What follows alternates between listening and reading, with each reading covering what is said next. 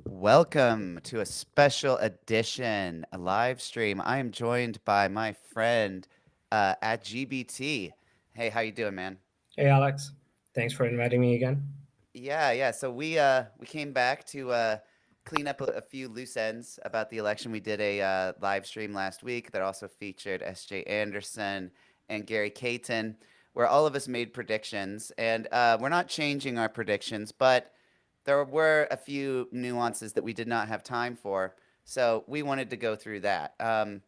So, um, yeah, We're going to discuss when the election might be called, and then we're going to, kind of go through the inauguration charts because we did not really get time to do that last time.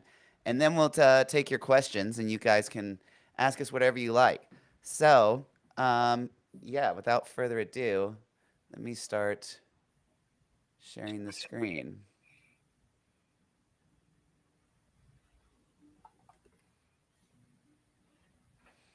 All right. I'm gonna do it like this. All right. This will be easy. All right. So we want to go to the DC transits chart, I think. Yeah, I Yeah. can see the block feature on. All right. So this is like the chart of the moment right now for Washington DC. Um, all right. So everyone is has differing opinions about like, is it going to be called right away? How long is it going to take? Right. And so, we're going to run through the possibilities. I mean, GBT, you had an idea for when you think the earliest it might be called. Yeah, I mean, look, if the earliest, I think it could be called by a reputed major news organization like the AP or CNN or Fox or one of the major ones that have their reputation on the line. Otherwise, there's going to be lawsuits and they're going to have to pay a lot of money. Is going to be when the moon in Capricorn gets to 12 degrees in sextile Saturn. That is probably the earliest that I could see where at least an announcement could be made because from all the reports that I'm seeing, what they're suggesting is that 2020 was an anomaly in terms of how long it took to count because there were so many mail in ballots happening at the time. States have improved their counting systems. So some of the states are basically saying that by tomorrow they're going to have a pretty good idea. So, it could be that is the earliest that I can see is by tomorrow morning some Yeah. projection can be made, which is one way or another, which is when the moon is sextile its ruler. Um, which is retrograde, which is another thing, is this is simply when a projection can be made. This is not to just suggest that every vote in every swing state is going to be counted by tomorrow morning. This is when enough votes in certain counties, Republican counties, Democrat counties, in certain states, how all these magic walls, CNN, all these magicians at the wall, they kind of have all the county numbers, and they can. This is when their AI team can huddle up together and be like, okay, can we make a projection? We project that so and so candidate is going to be the winner, 47th president, because they want to be the first. They want to say, look, once enough votes are given to us, or not given, but are announced that this is Trump's vote count, this is Harris's vote count, third party, whatever, certain states, that's when they're going to start filling in the gaps and not waiting for a few Yeah. days for every state to count every vote, uh, to then wait 7 days to make a projection like they did last time, which was about 4 days. They did it on a Saturday morning around like 11 a.m. or something like that. So, Yeah, because they're gonna just wait until there's enough results that they feel like they can confidently right, project it right. mathematically using statistics. Right. Mm-hmm. So, That's the um, earliest I can see is tomorrow 9 a.m. yeah. Now, another potential situation is when Mercury, the messenger, is going to be exactly by degree and minute sextile and trine the nodes. Hmm. So that's another thing that I was thinking about is um, Mercury is going to get to about 550 ish. Again, um, So that's another Which is a scenario. couple hours later. That's at like A little bit later in the day, right? That yeah, gives enough later in the time for day. more votes to come out, which is, that could be another scenario. Tomorrow is when news organizations, the first one is going to have enough, right? So, but then there's a debate on true note or mean note, and we don't want to get into that debate right now. But I that's another. I mean, the answer is true note, obviously, Yeah, right? yeah. um, he's So amused. But yeah, yeah, I think so that's another time. If it doesn't happen, if it's not announced by like 9ish, 10ish tomorrow morning, then it's going to take pretty much all day tomorrow. yeah, Until because Mercury. that Mercury hitting the node or aspecting the node doesn't happen until tomorrow night Right. between around just after 8 p.m. Eastern Yeah. time. So Seems reasonable, right? Which gives yeah, the whole day for all the more of the states to come out, and then the holdouts are going to be like, "Hey guys, what are you guys doing? We're done. What the hell are you guys doing?" Right? So then all the attention's only on maybe 2 or 3 states at that point, right? Stuff like that. So but what if it doesn't happen tomorrow? Like what's the next likeliest um uh time that you see that it could be called? well, if it doesn't happen tomorrow, then it would basically, I would suggest that it would have to. Um, it could potentially take up to the 11th when the moon gets into Aries, only because now I don't foresee it going that far, but I believe is that's when all the states are going to finish counting all the votes, because when the moon ingresses into Aries, that is the first ruler of Aries, Mars, which is the only direct planet between now and a few days into it. So I could potentially see, as soon as the moon ingresses into Aries on the 11th of November, is when every state is going to finish counting all the votes. Uh, Before challenges happen, obviously. That's another situation. Yeah, because what GBT is saying here is that like so when the moon is in Aquarius, its ruler is Saturn, which is retrograde, right? And when the And it moon can't see it either. It can't yeah, see it. and it can't see his ruler either. And then when the moon is in Pisces, It has to it cross Saturn. yeah, it has to cross Saturn and Jupiter is the ruler and it's also retrograde. Then when And it's going to conjunct Neptune, and people are going to get more confused because Neptune is retrograde and Neptune is a planet of confusion. And so it's not until the moon ingresses into Aries and essentially trines a direct ruler Mars in Leo is when you can basically make an argument, astrological argument, is when uh, every swing state is going to finish counting all the votes. However, the projection could be made before, as we suggested, which is when the moon sextile Saturn in Cap. right. So this is Um, like the absolute latest that you think it could be, right? this is when the absolute latest that I believe that the news organizations will say, we can now project finally after a whole few days that so and so is going to be the winner. This is if just things just keep happening each day, which just prevents, because the rulers are retrograde. Hmm. So this is one of the situations where, is the announcement made but the vote count happens later, or is the announcement and the vote counts all going to happen around pretty much the same time? So that's more on the technical side. And you would have to kind of understand which state is doing what counts and how are they counting. But these are two separate things we're talking about, which is, when is an announcement going to be made and when will the vote count be completely finished before people contest on either side. Right, right. I That's understand it. what you're saying. Yeah. Now, one thing I think, is worth mentioning is, 2 days from now on Thursday, right? Because that's when the moon will hit Pluto. And, I think Pluto's been a big part of this where United States is having its Pluto return, right? And, um, it's gone. This is the last time it's going to be conjunct the United States natal Pluto, at least by a few degrees using the Sibley chart. And the moon's in Capricorn on this election, which is kind of fitting that, it's like this very plutonic thing, right? I'm wearing a black suit with a white shirt, funeral vibes, for the death of America. Thought that was appropriate. And I don't know. I think maybe when the moon hits Pluto, we we might know, right? Or at least, I mean, just because there's been also Mercury is crossing Pluto in declination today.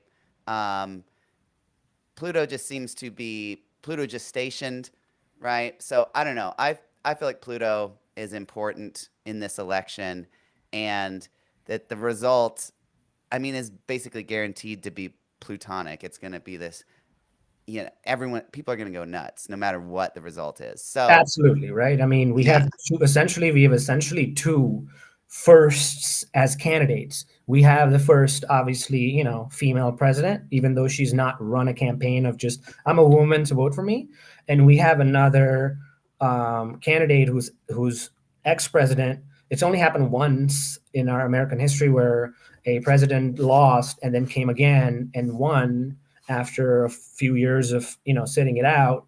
And we have that candidate who's basically just promised to run America as an autocrat and publicly just talks about how he wants to run America with an iron fist. So we have two firsts. We have things breaking down, or we have a multi-generational first, which is 248 years of Pluto orbiting the sun, completing a full revolution around the sun, 248 years for the first female president. So either way, we're going to have two firsts. The norms breaking down, or we're going to have something that people never envisioned, maybe even 6 months ago, which is the first female president. Like 6 months ago, people were still talking Biden, Trump, and two old men. One of them is going to win, and now we could have a first female president.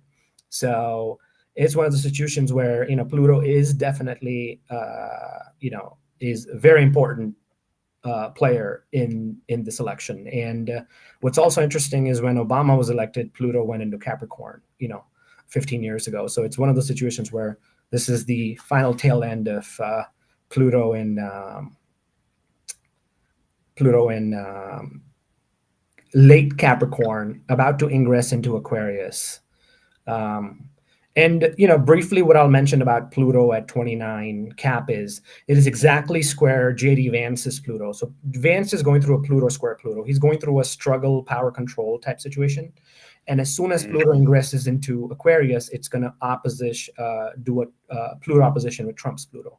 So both candidates kind of have one has a Pluto square Pluto happening right now, and then another one's about to have his final opposition about to begin whole sign wise for the final time, because we've had a few retrogrades from Pluto retrogrades from Aquarius to Capricorn. So that's just what I would just briefly mention, since we are talking about Pluto at 29 Cap. So yeah, I mean, we could have it there, but I was just kind of playing with the rulership scheme and kind of figuring out, okay, well, what happens when the moon sextiles Saturn? We have to know something, because that's when the moon is gonna, aspect its ruler and be like, hey, I'm here, and it's gonna aspect Saturn, and something's gonna happen, right? Even though it's retrograde. So yeah. I mean, another thing that I think might, be a testimony for what you were talking about with, like, if there is some voting irregularity and there's some controversy where some key state doesn't, like, let's say Pennsylvania, for example. ballots are lost. We don't know what's going to Ballots are happen. lost, and like they can't even make a call, and it's like a 2000 Bush v. Gore situation where ballots are lost. They just can't call the election. The thing is, the moon is at the bending of the nodes Right. today, and when it goes into Aries, it's going to conjunct Rahu.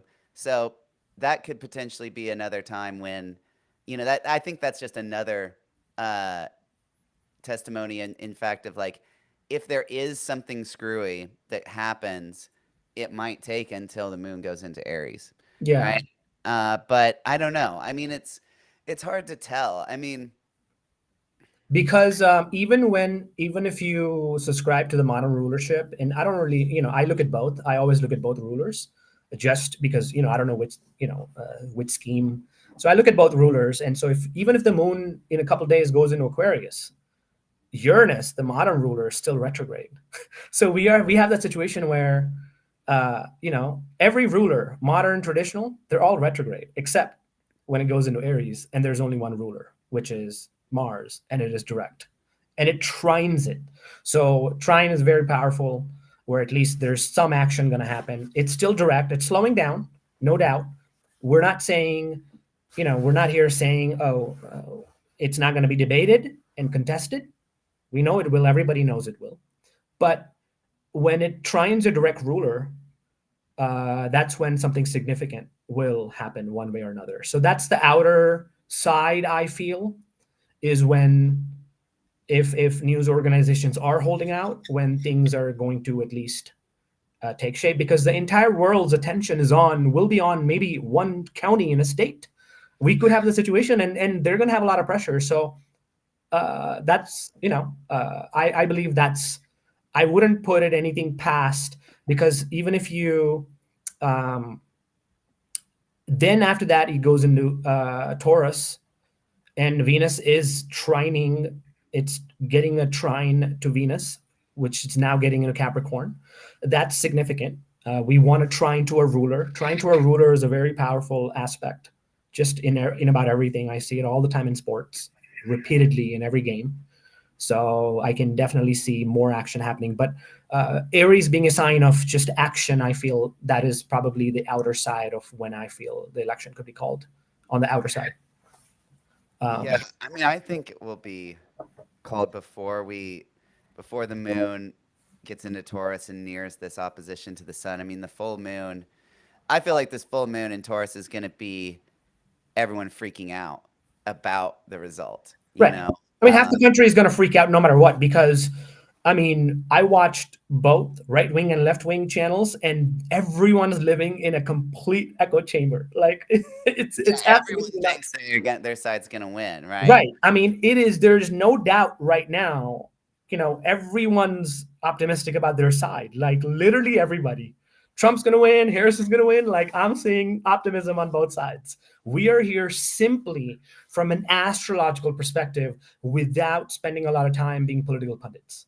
That's what we're trying to do here, right? So yeah, no, I mean, we've both tried to put our bias aside, and we'll get into that, because me and GBT are gonna go run through things and try and also come up with like counter arguments to our own predictions, right? Because last week I called it for Trump, he called it for Harris, but it could go either way, right? yeah, And I think there's arguments on both sides that are convincing. 100%. Yeah. We I mean, this came is divided, like, astrologers have been doing this for 40 years. Okay. So, I mean, so this is definitely a interesting election, but we'll get into it. So that's, those are a couple of topics that we kind of wanted to briefly kind of talk about. And these could be relevant once all the results are happening.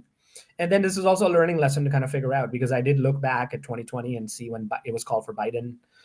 But things were different. Things were different back then, but we don't have to rehash when CNN. Yeah, no, that's fine. At the time. So I think, just to sum up, what we've said here is that, it may be called, if it's not called by the time the moon leaves Capricorn, then next most likely time is when it goes into Aries.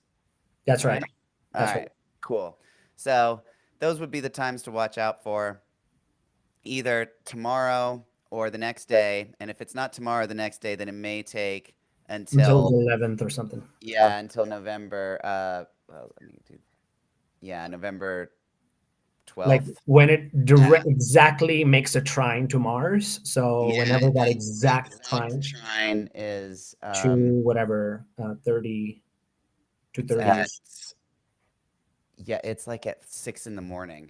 Yeah, so that's going to be almost a whole week. We're talking about election week here. But the election is not. So we've been trying to look at like who's having better activations on for the election day, Right. right? And talked about that last week. But what we did not discuss so much, I alluded to it, was the inauguration chart. So let me pull up the inauguration chart. Yeah. So So this we're is making an assumption. We're making an assumption right now. Not an assumption, but we're kind of right now for the tentatively we're skipping the next couple of months of people contesting on either side. Whatever recounts, we know there will be recounts. We know all that stuff's going to happen because that's all baked into the astrology of a Mars retrograde and a Mercury retrograde. So we will get into that. And so that's something that viewers here have probably heard ad nauseum from every astrology channel that they've tried to, hear about a prediction from every astrologer about this. So, but we are trying to make sense. There's a divide in the community about what this inauguration chart, whose chart does it represent the most, or is it more compatible with, does it align with rather the most? Is it Harris's chart or is it Trump's chart? And we were trying to make some sense out of it. And so we can kind of look into that a little bit and yeah. get Let a me, let me do bi-wheel the going. yeah. Let me do the bi-wheel with first we'll do Harris and then we'll do Trump. Sure. Sound good? All right. We'll do that. All right. So we want on the inner wheel, we want the Inauguration. Oh, I thought we wanted the Harris on the inner, right? We'll do the inauguration because that's the event we're doing, and so we can put Harris on the outer side because her. All right, that's fine. I don't care. Either way. Yeah. Yeah. All right, there we go. So, what seems okay? So, what seems significant to me here is that an hour before the inauguration begins, the ascendant is essentially on her moon. When people start gathering, because yes, the swearing in the oath, and I actually looked at some past inaugurations. Like, I think Obama was inaugurated at like 11:53 a.m. Trump was like 11:54 a.m. So like it's kind of weird where they do it right before noon. It could be some security issues. They know that it's a televised time. Maybe they just kind of get it done. I don't know what the details are behind. So I kind of tried to see what the timestamp was on the Chiron of the news channels when they were broadcasting it. So yes, I mean noon is fine, but I was just kind of trying to play around with, okay, well, what happens an hour before? Because the dais, the podium on the Capitol Hill, it starts getting filled up. All the senators, all the Congress people, the chief justices, like everybody in government, all the head honchos are all there. They all get assembled, and then more important people start showing up. And so I was just kind of trying to make some sense out of it, and I just did notice that it's landing right on our moon. And on Wells' Jupiter. So, but I don't want to, spend too much time on 11 a.m. I mean, that's a good thing to point out that her moon is rising. Her moon degree is rising. I mean, the first thing that jumps out to me here is all of this, right? So the midheaven of the inauguration is like conjunct the Pluto of the U.S. Sibley chart. Also, it's Sun conjunct Pluto, right? Culminating. It's again, Pluto is front and center. So I don't know. It's like, so yeah. And so what I was, what I did see as an argument for Harris for the inauguration, and we'll go to Trump next, and you can legitimately make an argument for both sides. Now, technically, Trump is supposed to attend the inauguration being an ex-president. That's what ex-presidents do. You will see George W. Bush there. You'll see every living president. So technically, you can make a case that Trump has to kind of be there. I don't think Trump will show up if he loses. Exactly, right? So that's not his style. So that's the argument that I'm going to make next. As a reason why I picked Harris, as one of the reasons why I picked Harris to win, which is that Trump's inauguration chart to me suggests that he won't even be attending it because of things that we will show in his chart later. But just looking at Harris's chart, what I observed is that the ruler of the ascendant as at a noon chart is basically Venus. The ruler of the moon is Venus. And the ruler of the midheaven is Saturn, right? And so both those planets are going to be in Harris's 10th house, making a direct applying trine to her Neptune, which is overcoming both planets. And so if she wins, we have to talk about the role of Neptune as the modern ruler of Pisces, because without this trine, you cannot make any kind of legitimate argument that the planets on Inauguration Day are supporting her chart in a significant way. Because if we subscribe to the modern rulership of Pisces, Saturn is trining Neptune. Venus would have trined Neptune the day before, because, this inauguration on Jan 20 doesn't happen in a vacuum. The days leading up to the inauguration are also as important as the inauguration itself. So Venus would have made a trine to Neptune the day before, and then Saturn makes a trine to Neptune. So that is one argument in her favor, which is that it's an overcoming trine. Now, obviously, overcoming Hellenistic stuff may not have to do with Neptune, but that's another discussion. It still isn't trine to Yeah, it's still good. It's still a trine. I mean, now it's another opposite here. right. It's opposite that her natal Pluto Venus conjunction. Right. So that is an argument that a lot of astrologers have made against her, which is, however, if you notice that it is making an exact applying trine to the ascendant of the event. So you can legitimately make a case that the ascendant at 14 Taurus is about to make a trine to all her planets in the 5th house, in a way. So there's arguments to be made on both sides that the ascendant of the event of the inauguration is trining all her Virgo stellium. And the rulers of the midheaven and the ascendant and the moon on inauguration day getting a trine from her Neptune. And they're also sextile her Jupiter, although they're kind of far away from it. So that is one argument that you can make for Harris's chart, which is don't sleep on Neptune. The second argument you can make is that the Sun-Pluto conjunction in Aquarius, the Cazimi, is happening where she has natal Saturn there, the ruler, the traditional ruler of Aquarius. It's way far away. So you can't really make a case that, okay, it's 27 degrees away, but it's still, from a whole sign perspective, the ruler is there, but it's far away. I would acknowledge that this is way far away. However, one of the arguments that people have made is that Tim Walz is an Aquarius moon. And I actually made a prediction about Tim Walz 10 days before Harris announced him. I was able to make a prediction about Tim Walz being selected as a VP, where I looked at all 5 or 6 charts. I have a tweet about it, so people can go look at it. So one of the things what I saw is that unless Walz was born before 4 a.m., basically he has the aqua moon in 0 aqua, 1 aqua, 2 aqua, 3 aqua, 4 aqua. So this conjunction could be happening on his moon. Yeah, Tim Walz. He's got. All right. Well, this at noon, it's in Aquarius. I mean, I guess he could have a Capricorn moon. We don't really know. We don't know, right? And so, but if you rewind back his time, it's not until 4 a.m. So this is another way that you can kind of statistically make some arguments. Again, I'm not a rectification expert. Yeah, he only has 4 hours out of the 24 hours of the day that it could be a Capricorn moon. So the odds are he's an Aquarius moon, basically, right? And another reason why I feel he's an Aquarius moon is because if his Aquarius moon aspects my chart, otherwise I would not have been able to predict him if he were a Capricorn moon, just because I just don't have a lot of supporting aspects if the moon was in late Cap to my chart. So I am making a basis because 10 days before the announcement, Tim Walz, that's what I predicted. So his having an aqua moon with my chart kind of makes sense as well, because I have a bunch of things in Libra.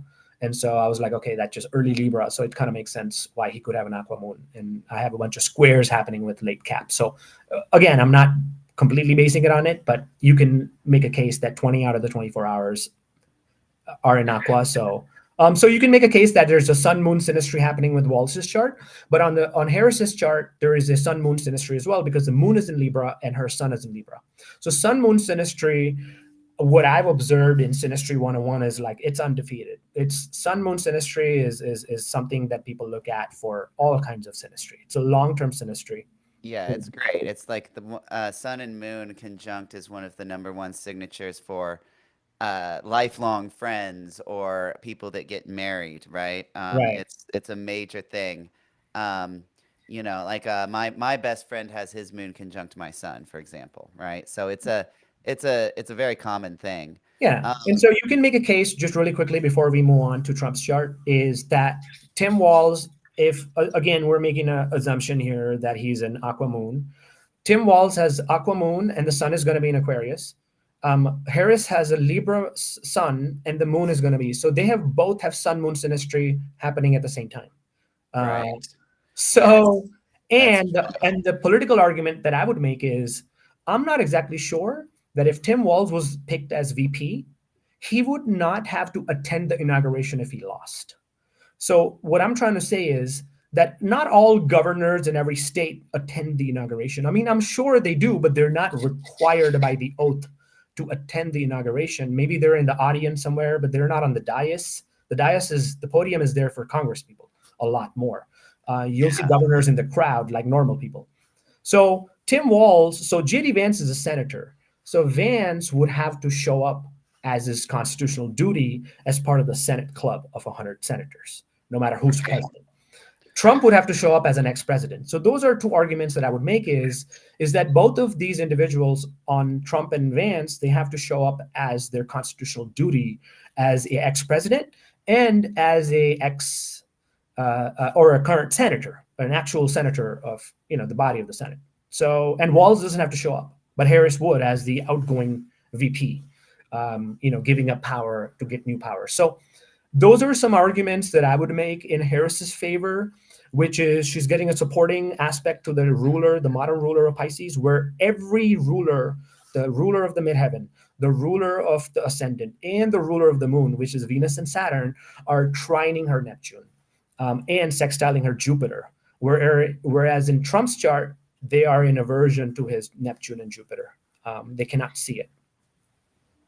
Yeah. Now, just a brief counterpoint to that is that, um, I don't know if I feel like her Neptune, right, is um, not the strongest, right? Because in my observations, like the outer planets, Uranus, Neptune, and Pluto, seem to have stronger effects on people when natally they're in a waxing solar phase, and hers is in a waning solar phase. So I'm not sure if Neptune is functioning as good or bad in her chart. Sure, Um, sure. Another thing is that I said this last week. She also has Mars square her lights, That's right? right. And so So my counter argument is that aspect has separated by 3 degrees, and so she would attend the inauguration in a very contested situation, and the inauguration would be so a few days before, when transit Mars would be at 27 Cancer. That's when she would be feeling it the most because it is applying to square her lights.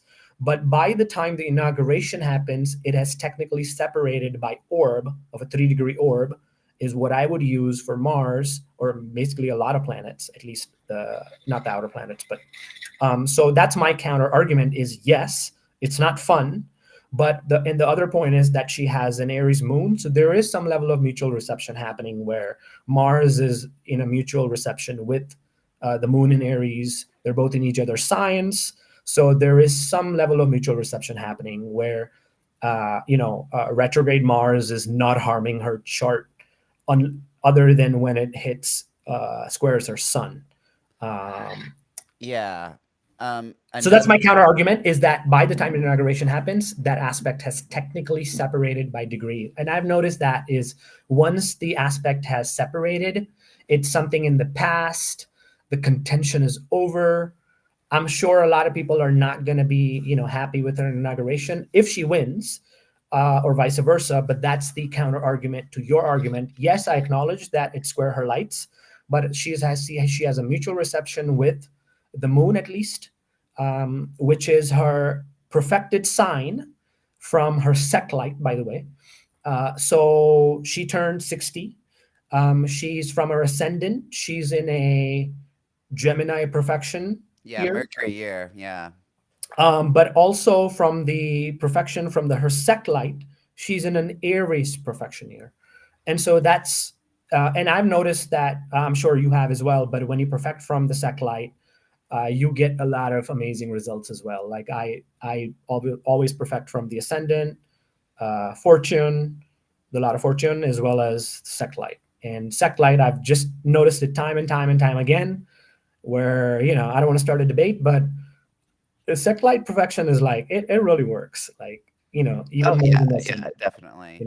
so you can make a case for her as well, is Yeah, that. yeah. One uh, last thing I want to say that's kind of positive for Harris is that Uranus is conjunct her Jupiter, and Uranus is going to station soon after this. mhm. It's basically, I think, within orb of stationing in January. Yeah, But uh, and it's it's because exactly it's at the conjunct. station degree. Basically, it's not going to go back to 22 degrees Taurus. I don't think it does. Right. Um, so.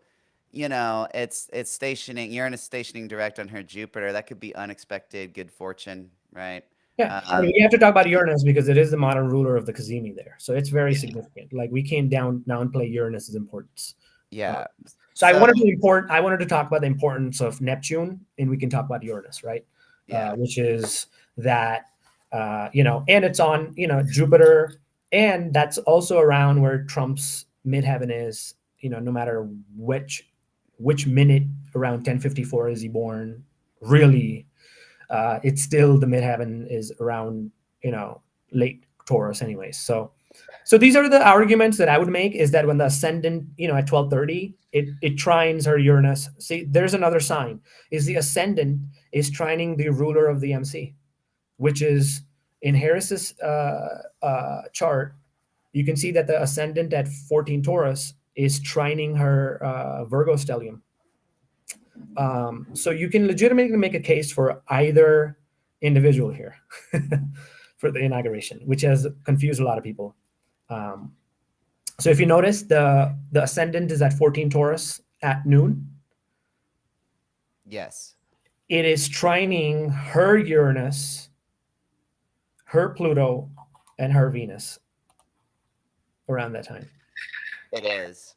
And since you mentioned that Mercury is her perfected Time Lord, I just wanted to mention briefly that, in her soul return, Mercury is in her the sixth house. So, Mhm. that's like Mercury going to work for her. Also, um, she has Mercury in Sagittarius during the election. Now, in the inauguration, it's in the eighth, but you know, having your Time Lord in the seventh house during the election would be good.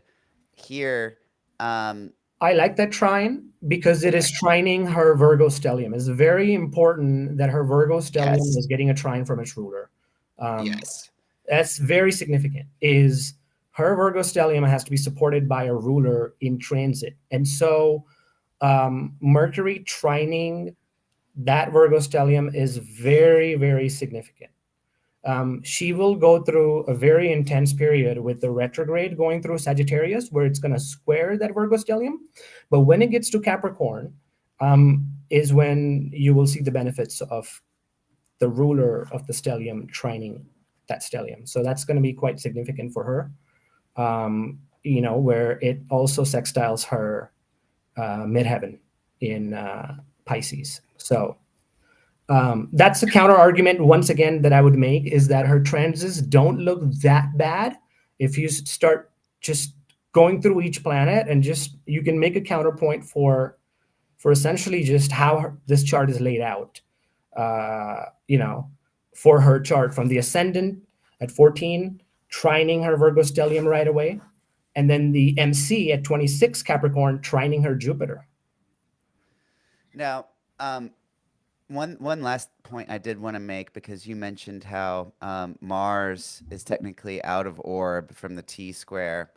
Um, the thing is, I've noticed with transits, especially sometimes the activation does happen after the aspect has perfected, particularly when the moon starts applying to, to activate the planet, Right. right? So, a few days before Mars perfects the aspect to her sun and moon, but now on inauguration day, the moon is getting ready to square Mars, right? Which would, I think, trigger that activation.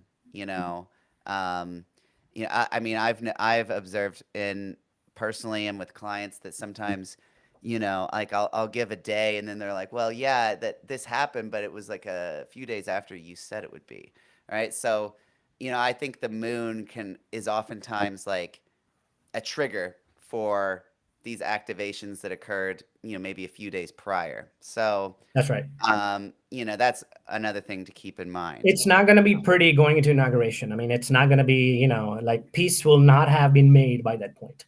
We can say that. Yeah. That's what I'm seeing here is, she will be at the inauguration, whether as a new president being sworn in or as an outgoing sitting vice president, she will have to be attending the inauguration, whether she wins or loses. So that's something significant to keep in mind, that she will be attending no matter whether she wins or loses.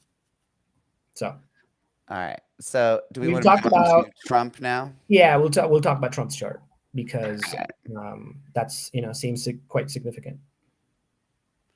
All right. Inauguration and then Trump. Here we go. All right. So, I mean, first off, what do we see, right? We've got So same procedure if we apply there, which is the ruler of the midheaven, the ruler of the ascendant, and the ruler of the moon, Venus and Saturn in Pisces, he's getting a trine from each other, which is they are still a few degrees away from his natal Venus and Saturn, which is quite significant. But they're not the rulers of Pisces. Yes, Venus is an almutin in Pisces in many degrees, but an exaltation ruler of Pisces. But the Saturn and Venus in Pisces, it's going to take more than a week for that trine to perfect. In Harris's chart, that trine was perfect with Neptune. So what we're trying to do here is we're trying to apply the same procedure that we looked at Harris's chart for Trump's chart, which is transit Saturn and transit Venus, which are the rulers of the midheaven, moon, and ascendant. So those two planets are significant for this chart. They are getting a trine a little bit later with Trump's natal Venus and Saturn. However, they are in aversion to Trump's natal Neptune and Jupiter, which are the traditional and the modern rulers of Pisces. So my counter argument against Trump's inauguration is transit Saturn and transit Venus are in aversion to his natal Jupiter and natal Neptune. In Harris's chart, both the rulers of Pisces are aspected in her chart, as opposed to in Trump's chart, there is no aspect. And as of right now, the South Node is going through his natal Neptune. It's exact, basically today or tomorrow. So yes, he's getting a Venus trine Venus and a Saturn trine Saturn, but that doesn't happen until days and with Saturn weeks later. So that's my counter argument, is that the rulers of the midheaven, the ascendant, and the moon are not getting any help from their rulers because they're in aversion in Trump's chart. That's my counter argument. That's true. That's very true. And the South Node is going through all of this. And as of today, it's exact on his Neptune. So if you subscribe to the modern rulership, you can make a case like South Node going over his Neptune 18 and a half years later. I mean, my interpretation of South Node going over Neptune could be that people see through his deception. It's potentially. I mean, Neptune is deception. He's had, he's made a living out of doing this, right? So saying one thing to one TV reporter, I mean, yeah, it could also be like mask comes off, right? Like whatever. I mean, he's revealed, right? I'm not an expert in South Node conjunct Neptune transits, but it seems significant because it's exact today. Yeah, it is exact today. Or tomorrow or something like that. One thing I did want to mention, And, though, and the other thing before you bring up yeah. Mars conjunct Saturn is that he is retrograde Mars, transit Mars is basically harming his Venus literally the day before. So we're not even at Saturn yet. So this is a situation where the moon is going to be in Libra the day before. So on inauguration day, it's at 18 Libra. The day before, it's at early Libra, right? And so what happens is his Venus is literally getting harmed by Mars via adherence, which is another Hellenistic, it's literally conjunct, and it's harming his Venus literally the day before.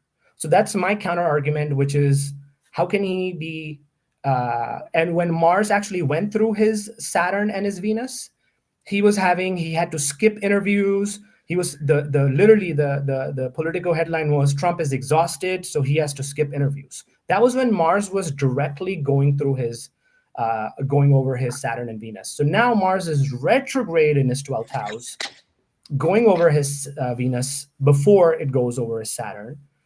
And so my counter argument to Trump being inaugurated is literally the day before he's not having a good time, and all of a sudden he's going to have a good time. So it's just kind of seems kind of interesting is that literally that's what's happening. And Venus and Mars is still fresh off of the conjunction to Venus. Then it goes to Saturn, and yes, there's some people talk about how Mars conjunct Saturn is defeating enemies, other things. There is some negative things happening because when Mars was conjunct to Saturn, he had to skip interviews, and the headline was, and we can maybe bring that up, is Trump skipped interviews due to exhaustion. Literally, this is the headline. Yeah. I mean, it causes you to expend a lot of energy, right? However, sometimes that can be good, right? Expending a lot of energy, right? So, I mean, my counter argument to that would be, all right, so first to address the Mars Venus thing. I don't think Mars conjunct Venus is really that bad, right? Like Mars and Venus are kind of friends, Saturn making hard aspect to Venus, I think is more damaging to Venus than Mars is. It's not great, but it's not terrible either.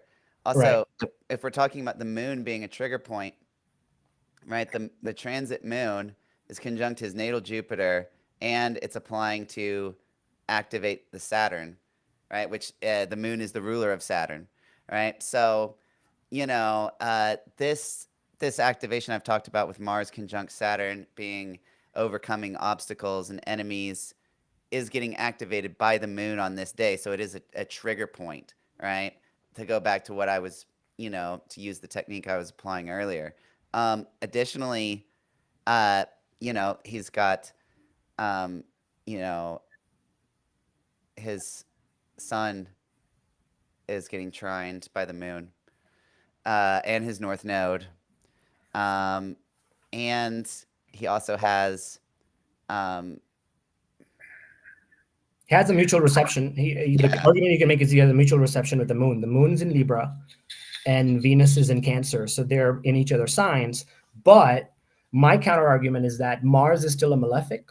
And I have seen it time and time again in sports where a quarterback's, having a mutual reception, but when Mars is literally on his ruling planet of whatever is happening, he's not doing well. So Mars, Venus, you have to make an argument that it's still a malefic. Mars, Saturn, you can use Mars as a malefic as an argument to say, oh, it's going to fuck his Saturn. Totally. because Mars conjunct Saturn there's a wide delineation across the astrological spectrum of what Mars conjunct Saturn means.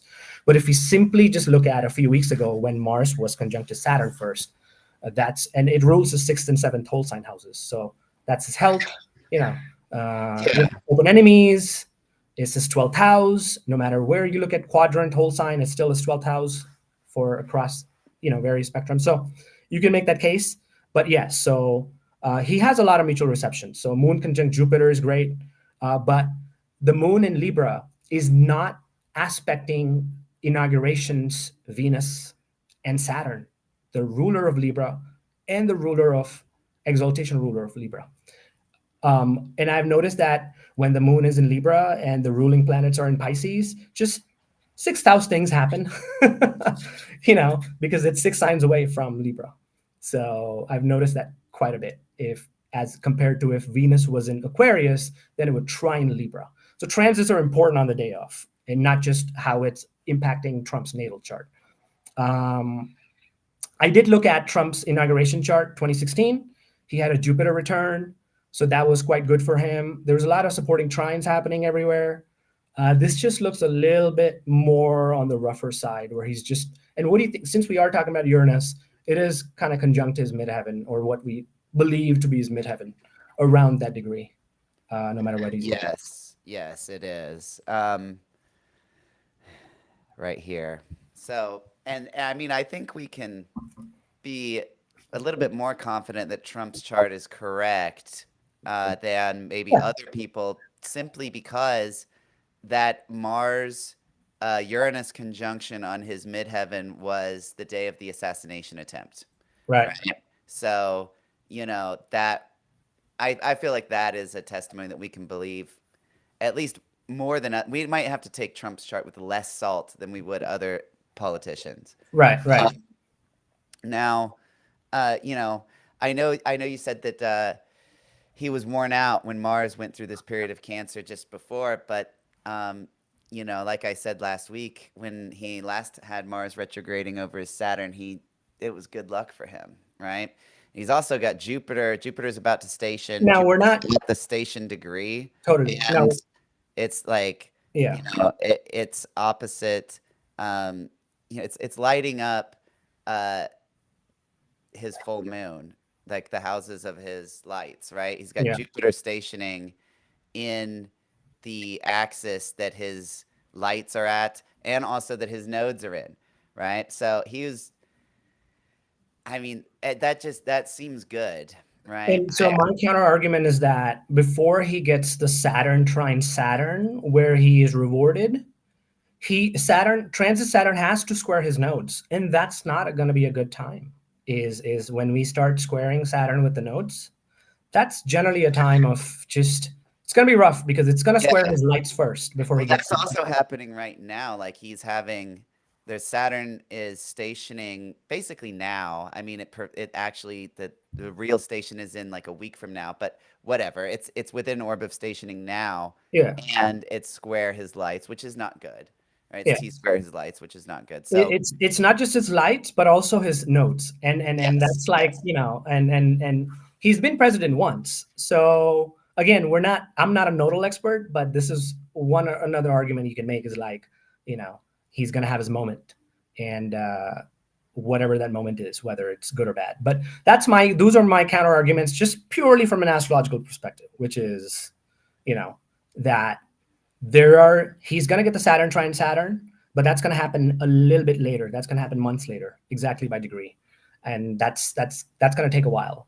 And that could be to do with his bankruptcy, and maybe he sells all his DJT stock and he makes a few billion, and he doesn't have money, but that may not have to do with legitimately getting power again, where Pluto opposition can prevent him from taking power, and et cetera, right? Like Pluto is corrupt power, deep power, all that kind of stuff. So I would say to your point about the Saturn trine Saturn not being perfected, I have observed other people on Twitter talk about this too. I actually got this off of some people. I can't remember who I saw talking about it on Twitter, but basically there's this like reverse delay with Saturn where it's the station before the Saturn actually perfects the aspect that gives the result, right? Okay. Which that's happening now for Trump. Gotcha. Because Saturn's stationing now, and that's the last station Saturn will make before the aspect to his natal Saturn is perfected. Yeah. And I went back and looked at my chart and some other people's charts, and that does seem to be the case. It's actually the case in Kamala Harris's chart as well, because when Saturn stationed in Aries before it conjuncted her moon, that's when she got promoted to be DA in San Francisco. Right. So there's this weird thing with Saturn where it tends to give the result on the station before it perfects the aspect. I mean, it was that way when Saturn opposed my moon. I felt the effects of that Saturn station, or I felt the effects of Saturn opposite my moon during the Saturn station before it actually perfected. Right. So, that's a counter argument Totally.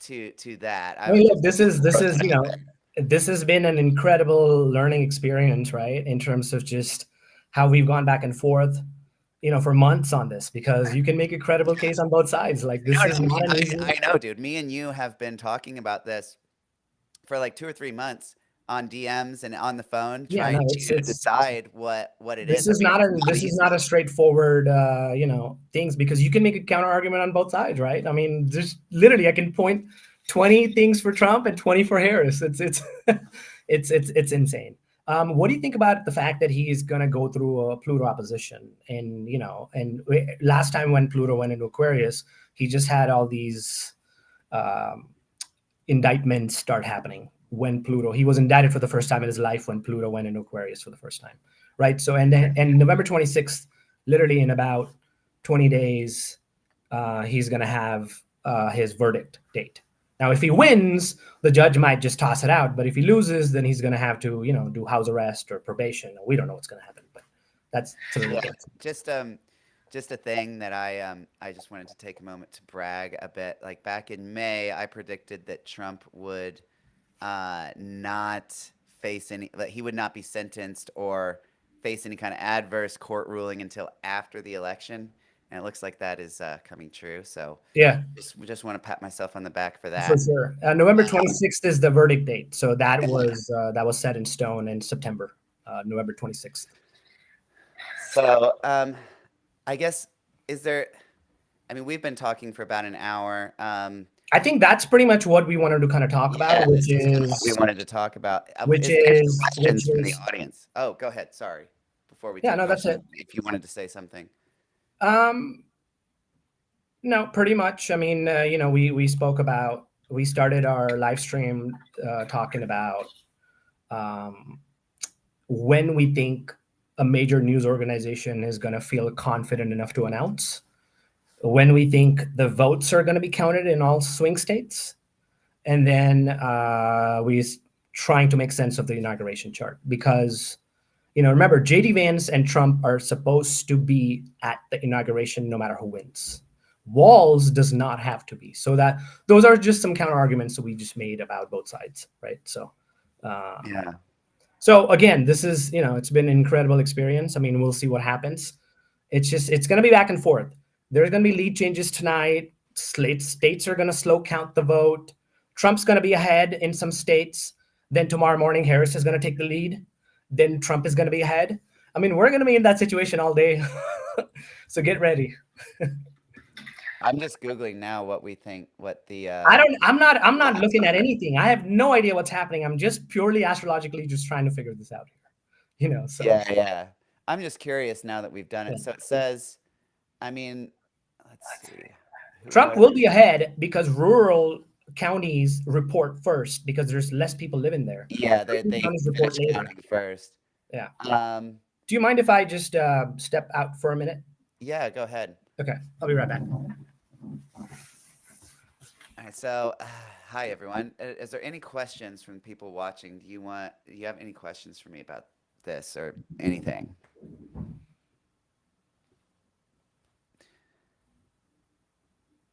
Not seeing any questions.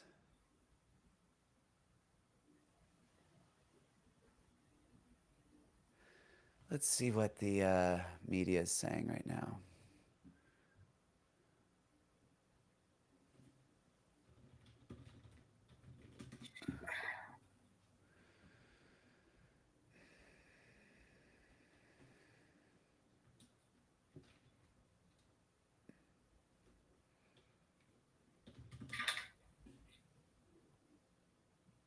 What's the name of the betting thing? I can't remember the name of it.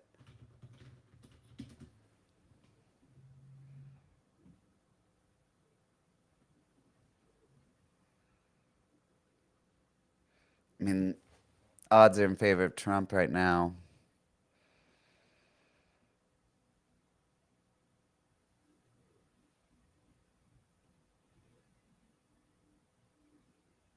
Ah, yeah, Polymarket.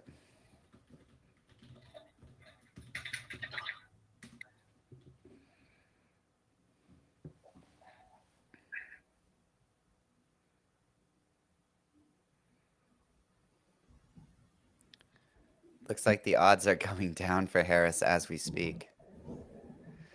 Someone says, curious about uh, violence coming to the candidates themselves based on charts.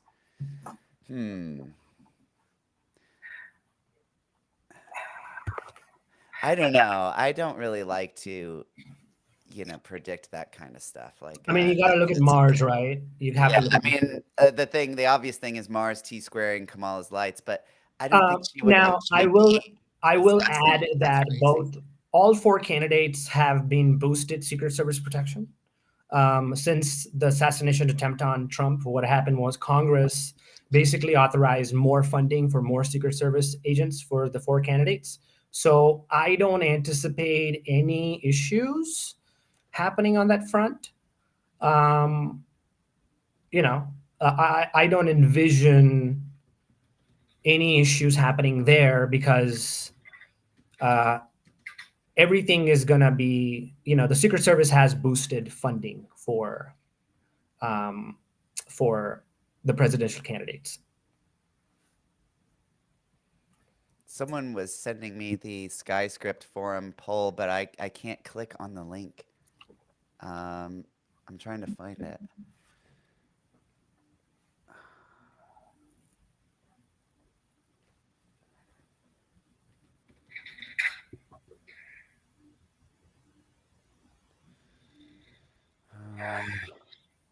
I don't know where it is.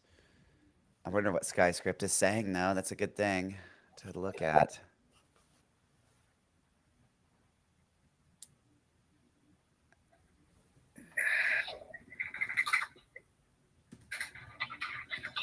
Hey, Alberto, what's up, man? Good to see you.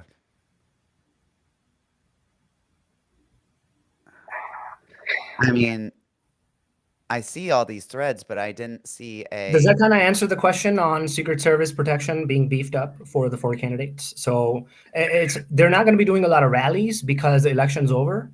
So they're going to be in quite, away from the public quite a bit. Now it's just, getting the lawyers involved because legal teams are going to be involved. I mean, there are hundreds of cases being fought right now in the courts.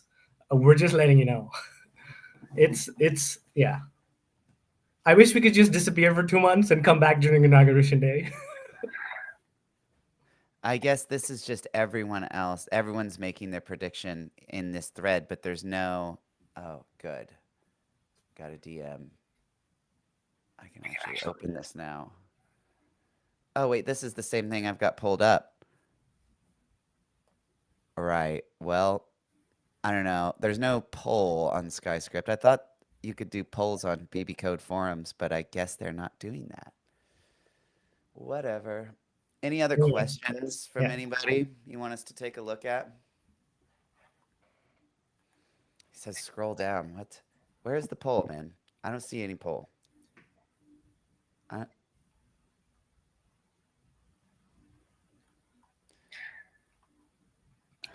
So one thing is that well, I guess there's like, okay, well, so we can see the number of names that predict. All right, so Kamala Harris winner. These are all the names of people that have predicted. All right, so this is like a lot of people here. Is And it like then, these are astrologers? yeah, these are all astrologers. Oh, okay. And then for Trump, all right, so it looks like SkyScript is favoring Harris, right? Okay, well, I mean, fine. I mean, again, that's is that how we want to base it?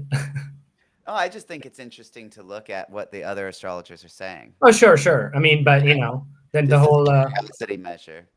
now, yeah, now just to remind the viewers that there are going to be lead changes for people tuning in. Certain states, certain counties are going to report their numbers first. So they're going to say, okay, we finished all our counts. Rural counties have more Republicans, urban counties have more Democrats.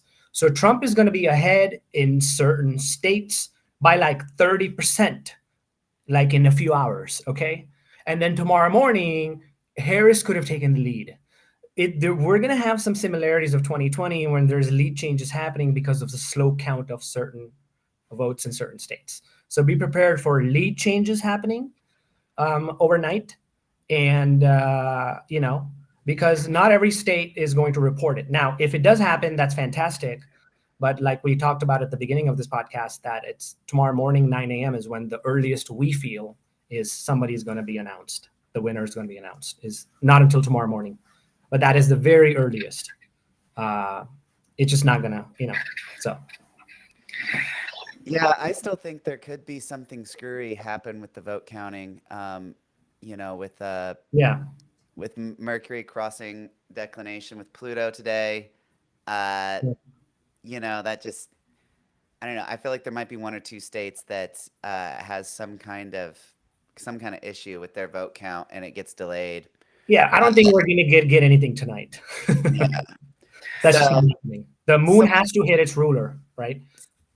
Yeah. Someone asked us to post the link, the SkyScript link to Twitter. I posted it in the replies to the live stream on Twitter. So if you're curious to take a look at that thread and see what all the other astrologers are predicting, the link is now on Twitter in a reply to the post that has this live stream on it. So yeah, I don't know. I mean, to sum it up, there's a lot of, it's funny that the fact that everyone seems so 50-50 and so divided in this election is also like reflected in the astrology, right? Like there's good and bad things happening in both candidates' charts, right? So, it's funny to see that. I mean, ultimately, I'm not changing my prediction, right? I'm still sticking with it. I know you're still sticking with yours. Yeah, we can't change it now. Yeah, no, I'm not going to change it now. But yeah, it's kind of crazy. It's kind of crazy. Yeah. So this is going to be an intense learning lesson. I'm more clear on 2028 than I am about the selection. So that's just we're not going to talk about it. Looked at that. Is there any other questions anyone has for us? Either about the election, about either the candidates, about anything really. Any questions? Was there anything else you wanted to talk about before we go? I think if more people have tuned in, we can just quickly recap the transits of DC. So that way it's just more relevant in sort of the inauguration, which is 2 years away. So this is the chart for, well, let me go to now. All right, so this is DC for right now. Right. So what Alex and I talked about at the beginning of the podcast is that the earliest a major news organization will call this race for either candidate is tomorrow morning. That is the absolute earliest. We're not, I wouldn't put money on it, but when Moon sextile Saturn, its ruler in Capricorn, that is when the earliest where a major news organization can project a winner one way or another based on enough votes coming in from certain states before all the votes are counted. The second, if that doesn't happen, the second part where we feel that it could happen is when transit Mercury is sextile and trine the nodes. Yes, which is later on that day in the evening. I also think that, when the moon hits Pluto, we could have a result as well. Right. And Yeah. then the latest we envision is November 11th, when the Yes. moon gets into Aries and makes a trine to the only direct ruler between right now and the next immediate day. That the moon will have a direct ruler. It's in shadow. It's going to get retrograde, but it's still direct motion. So that is significant. We feel that if no news organization wants to make a projection for the next few days, similar to 2020, if certain states are slow counting the vote because of each ruler of Capricorn, Aquarius, and Pisces, all are retrograde, traditional and modern.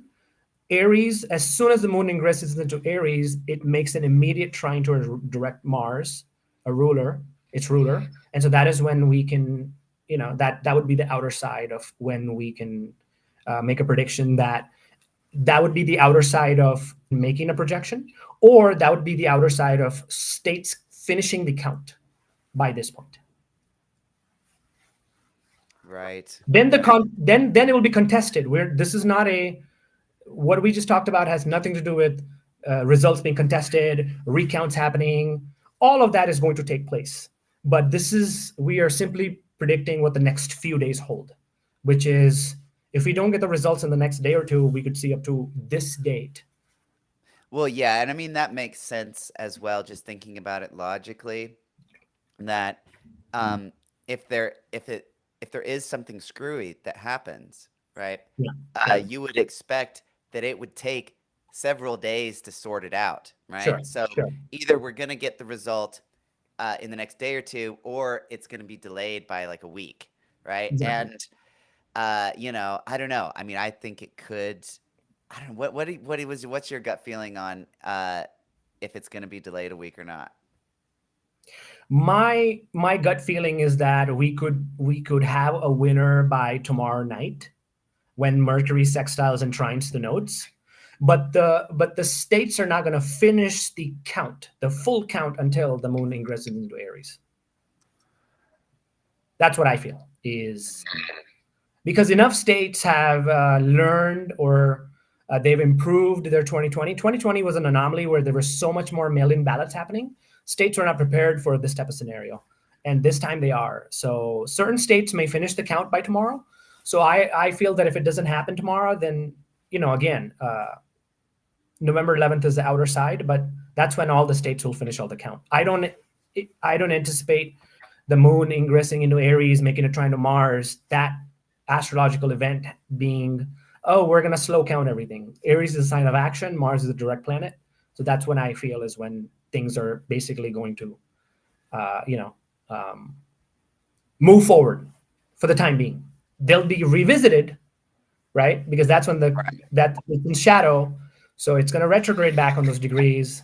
Results are going to be, if Trump wins, then I'm sure like Harris is going to do a recount. I mean, they all, and if Harris wins, Trump has already said months ago that he's going to, contest it, and Supreme courts are going to be involved. So again, we expect things happening on either side, right? So. Right. So. Okay. Well, if there's what I'm glad about is that Mars is not in Cancer while people were voting. Had that been the situation, there'd be violence happening where people are at the voting booths just getting shot at.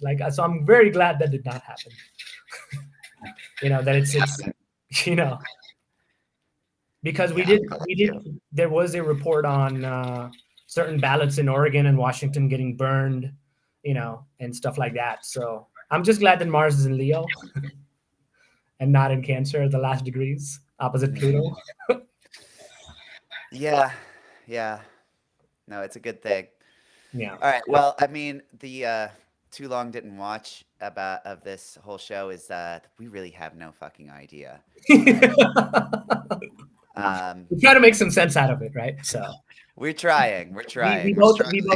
We both made arguments on both sides, right? Is it good for Trump? Is it good for Harris?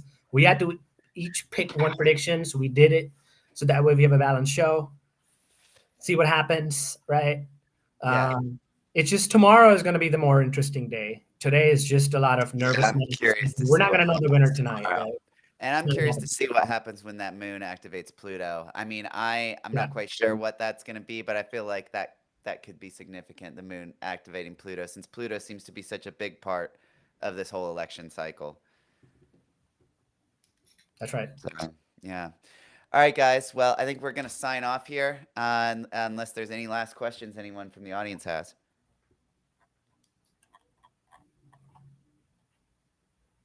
Somebody had just asked a question. Okay. Do you think Venus and the moon being out of bounds currently and Mercury going out of bounds tomorrow will affect things? So,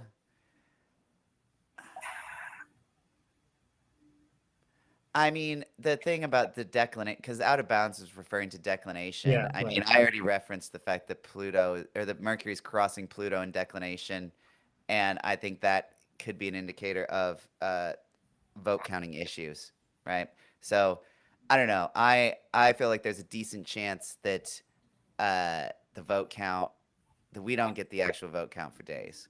Yeah, no, it's going to be Or even a slowed. projected. Ballots are going to be lost, right? Certain Yeah. counties. I mean, we're prepared for everything. So, but at least the good thing is the nation is aware of every anomaly that can happen, right? So, it happened to some extent in 2020, and so this is going to be where it's going to be used and applied, and see what happens. So, it's going to be the next 2 months are going to be. I wish we could just go somewhere and come back 2 months later. So, Venus gets to Pisces. someone in chat says Venus declination is nationalistic uprising. January 6th was the exact Venus max declination day. So, yeah, I don't know. I mean, everyone's been saying there'll be riot. I mean, I think there'll be. So politically, now here's the thing though. Politically, the reason why there may not be something similar happening in one location, like in DC, is because Trump is not in charge. When he was in charge of the National Guard, the Marines, the Defense Department. This time it's Biden-Harris still technically in charge on January 6th. The transition wouldn't have happened until the 20th. So I don't envision a central event type situation where they're threatening to damage certain buildings and institutions in DC. I mean, DC is already boarded right now. They've already boarded all institutions all around DC. So, that I would just politically make that argument is that, that's what the situation is. I feel there is one further scenario we should at least briefly mention before we go, which some astrologers, Cam White most notably, is predicting a contingent election, right? Right. I did watch that. Yeah. Now, what this is a contingent election is basically a tie, right? And what it occurs if neither candidate gets to 270 votes, right? And there is a chance that could happen, right? So if both of them end up tied and no one gets 270 votes, what could happen? All right, well, in that case, what is supposed to happen is it's supposed to go to Congress, right? Now, so what happens if it goes to Congress? Well, we can imagine that the House is going to vote for Trump and the Senate's going to vote for Biden, right? In which case it's a tie again. And if it's a tie again in Congress, the vice president casts the tie-breaking vote, which would be Kamala Harris casting the tie-breaking vote for herself, which I think is the kind of worst case scenario for the country as a whole, because that everyone is going to think everyone's going to think that's a scam. Everyone's going to think that the fix is in, and that that would be the powder keg scenario. That would be the scenario where it just blows up the country essentially. Right. So I did play around, and I did DM you a few weeks ago when we were starting to talk about this, that I hope we don't get a 269. There's two scenarios when that could happen. However, what I observed and on some political podcasts is that certain votes like Nebraska and Maine, like their one vote, they've done it in such a way that they want to prevent a tie like this to happen. So they've kind of like almost made sure that we don't get a 269. It's plausible, but I don't think it has happened since the 1800s. So it's possible. Again, stranger things have happened this year or this time around.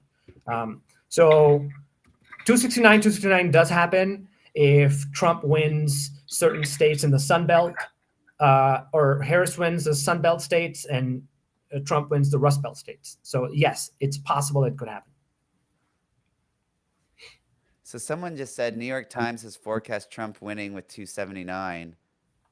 Is that based on polling, or is that based on the actual vote count so far? Yeah, I have not, basically for the last few hours, I've not looked anywhere. I'm just astrologically trying to make sense out of this. Yeah. Live updates on New York It's too Times. early right now to call anything, right? It can't be. There's probably so much information online. Okay, so this says they're basically giving Trump a slight edge, the New York Times. All right, so it's projections of exit poll data, right? Oh, look, let's see. Is there something here? There have been some technical glitches at Speaker My Election Party.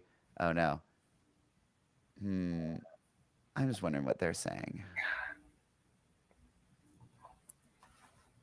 Yeah, no, Trump will be ahead in many states because of the counting of rural counties. They finish their counts first. Urban counties take a while because more people live there. So I fully expect Trump to be ahead. And he already did this 4 years ago, where he declared a victory on election night before a wide majority of the votes are counted. So we're going to have that happen. Be prepared for that scenario. That is, Yeah, and if he doesn't do that, then there's a chance that he's just going to let this thing play out. But if he does that, if he prematurely declares victory before any news organization does it, then he thinks he's in trouble. So again, there's many different ways that we can kind of analyze politically, but we're just here astrologically just to kind of make sense of yes.